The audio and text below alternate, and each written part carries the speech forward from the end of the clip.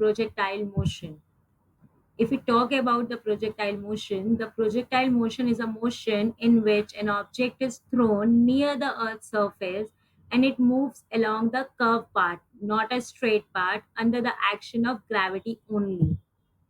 If we take the example of projectile motion, the motion of a snowboarder descending from a slope, or a motion of a rider performing a bike stunt, they are the example of a projectile motion. Or we can consider the motion of a water jet coming out from nozzles, that is also an example of a projectile motion. There are certain assumptions which we are using when we are talking about the projectile motion. The first assumption is this: the effect due to air resistance is negligible. The second one is the effect due to curvature of Earth is negligible. The third one is the effect due to the rotation of the Earth is negligible. The fourth is the acceleration due to gravity is constant over the range of motion. That are the four assumptions which we consider while we talk about the projectile motion. If I idealize the model of a projectile motion, that is the curvature or a graphical representation of a projectile motion, where there are two components, the horizontal component and the vertical component. The horizontal distance is known as range, it is represented by capital R.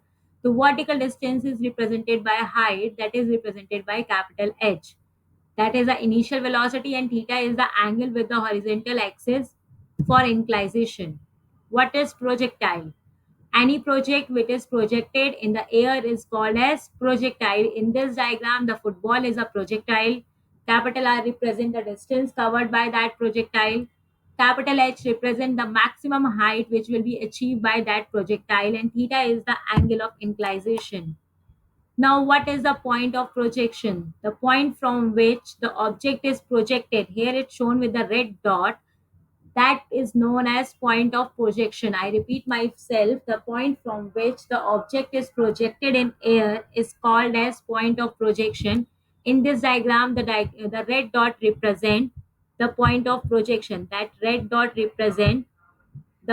red dot represent the point of projection. If I am talking about the velocity of projection, the velocity with which an object is projected is in air is known as velocity of projection. I repeat myself, the velocity with which an object is projected in air is called velocity of projection. This velocity has a two components because velocity is a vector quantity. The one component along the x-axis, which is known as horizontal component of velocity, the second one along the y-axis, which is known as vertical component of velocity. Now I am talking about the theta, that is known as angle of projection. If I am talking about the theta, the angle with which the horizontal at which an object is projected is known as angle of projection. The angle of projection always measured with the horizontal axis. The angle with the horizontal at which an object is projected in air is called as angle of projection. What is the trajectory? The trajectory of projectile motion is parabolic in nature. So we can say the parabolic path followed by a projectile in air is called its trajectory.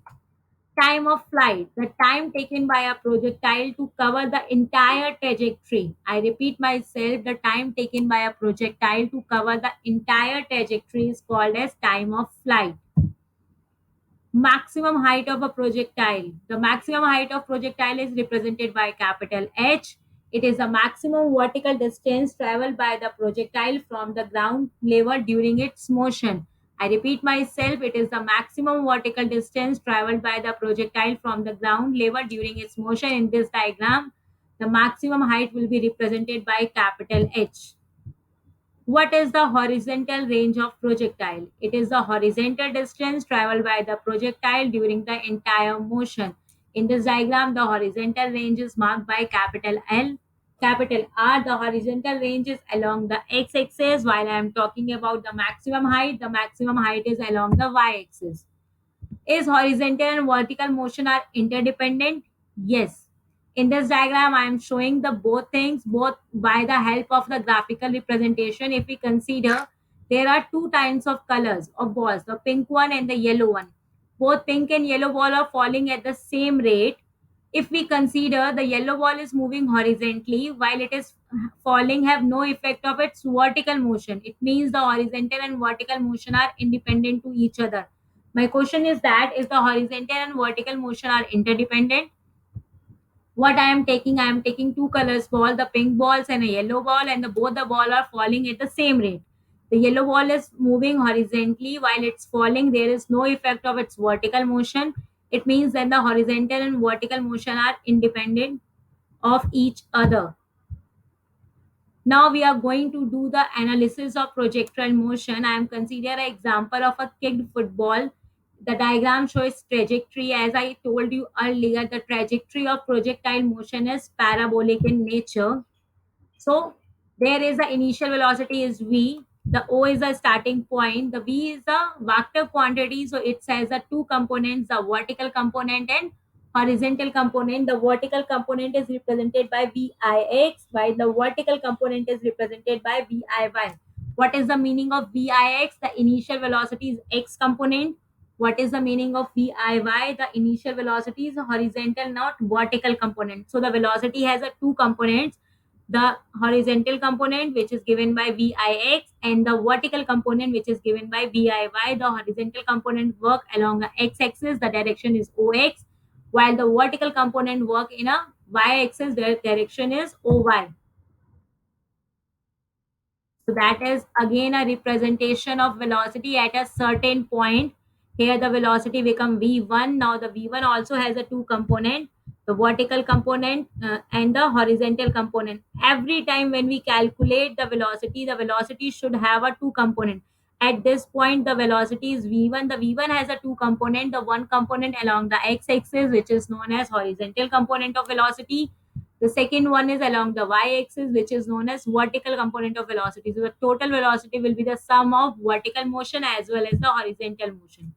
If I calculate for V2, here the V2 also have a two component, the x component, which is represented along the horizontal axis, and the y component, which is represented along the y-axis. So every time the velocity is changing continuously, and it has a two component, one along the x-axis and one along the y-axis.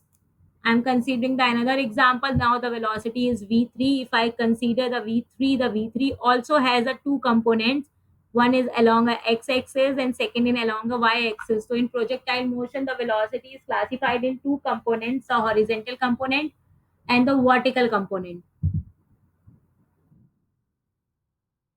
That is a complete diagram of analysis of projectile motion. So what we have considered or what we have learned, that the path of projectile is parabolic in nature. The second important thing we have learned, that o is the starting point of projectile and the angle is theta, and every time the velocity has a two component: the horizontal component, which is represented by vx, the value is v cos theta; the vertical component, that is vy, the value is given v sine theta. During this motion at the maximum height, firstly we go against the gravity and then we come towards the gravity. That is the introduction part of projectile motion. Thank you.